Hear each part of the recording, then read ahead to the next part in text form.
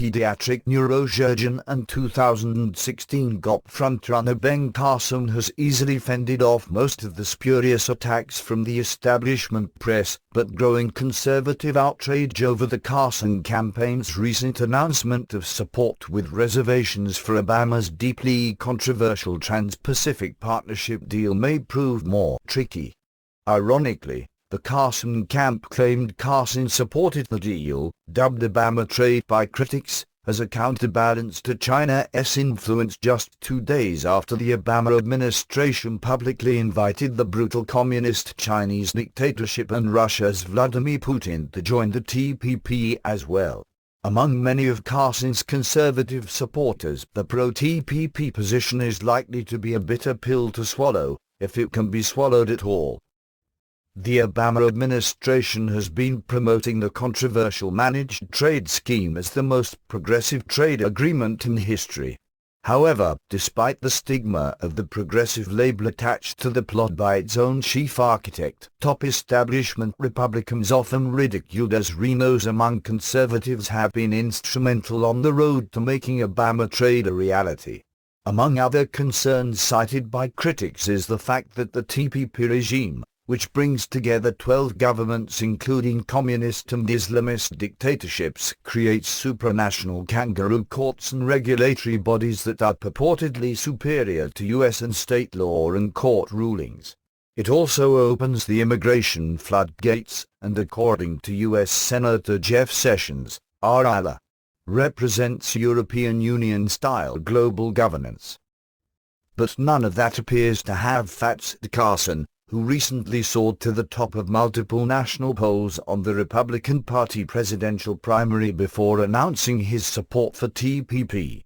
Initially, he expressed skepticism over the scheme with the left-wing Huffington Post, saying he would not give Obama fast-track authority to ram it through. On November 6, though, The Wall Street Journal, citing Carson campaign spokesman Doug Watts, reported that Carson believes the agreement does help to level the playing field in key markets and is important to improve our ties to trading partners in Asia as a counterbalance to China's influence in the region. The spokesman also said Carson was now inclined to support TPP, with reservations. In doing so, the journal reported that Carson was aligning himself more with the GOP's establishment wing than with the social conservatives who have powered his campaign. And not just aligning himself with the increasingly embattled establishment wing of the party, but with a demonstrable falsehood, the notion that the TPP will serve as a counterbalance to Beijing. As the New American reported on November 4, 2 days before the Carson campaign announced its support for TPP, Secretary of State John Kerry invited the murderous communist regime to join TPP as well. We invite people to come join other initiatives, like the Trans-Pacific Partnership, the TPP, Kerry said in an interview with Russian interstate channel Mir TV. We welcome China, we welcome Russia, we welcome other countries who would like to join, as long as they want to raise the standards and live up to the highest standards of protecting people and doing business openly and transparently and accountably. The Obama State Department later told Breitbart that, at this time, there are no talks with other countries on joining the TPP. Of the other GOP candidates, most have officially tried to distance themselves from Obama's mammoth, secretly negotiated 5,500-plus page agreement to subvert U.S. sovereignty and self-government. The other leading GOP contender, business mogul Donald Trump, recently blasted the TPP as insanity, saying it would be a great deal for communist China but that only U.S. politicians totally controlled by the lobbyists and the special interests could support it. Mike Huckabee, Bobby Jindal, Senator Ted Cruz, and Carly Fiorina have also slammed the scheme, often using harsh words.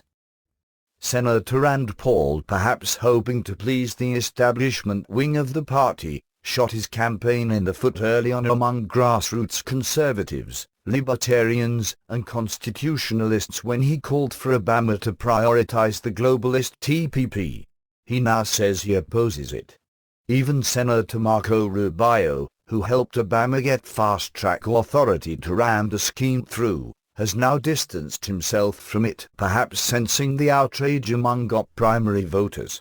That essentially leaves only unpopular establishment candidates Jeb Bush, John Kasich, and Chris Christie, whose campaigns have largely become a joke among conservative GOP primary voters, still openly supporting Obama's TPP.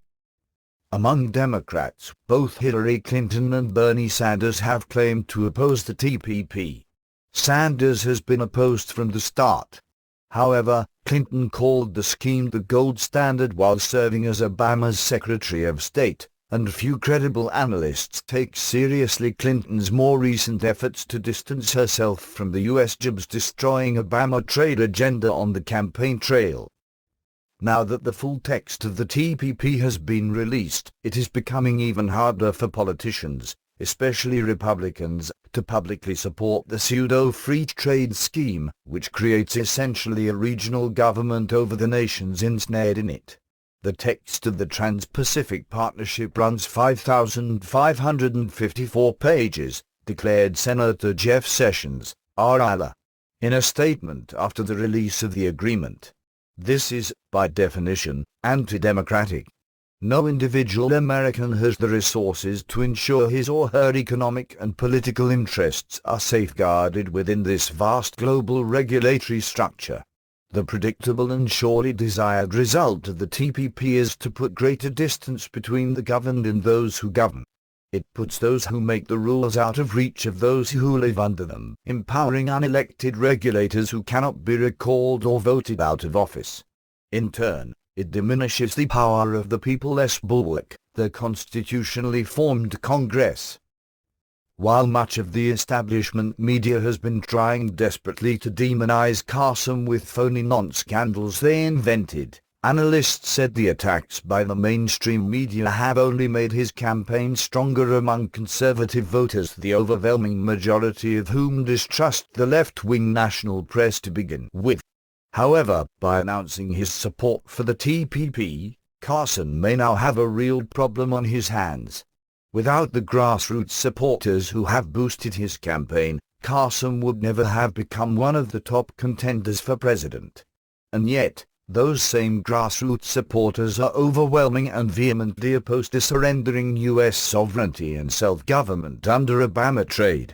Analysts say TPP will be a major factor in the 2016 race.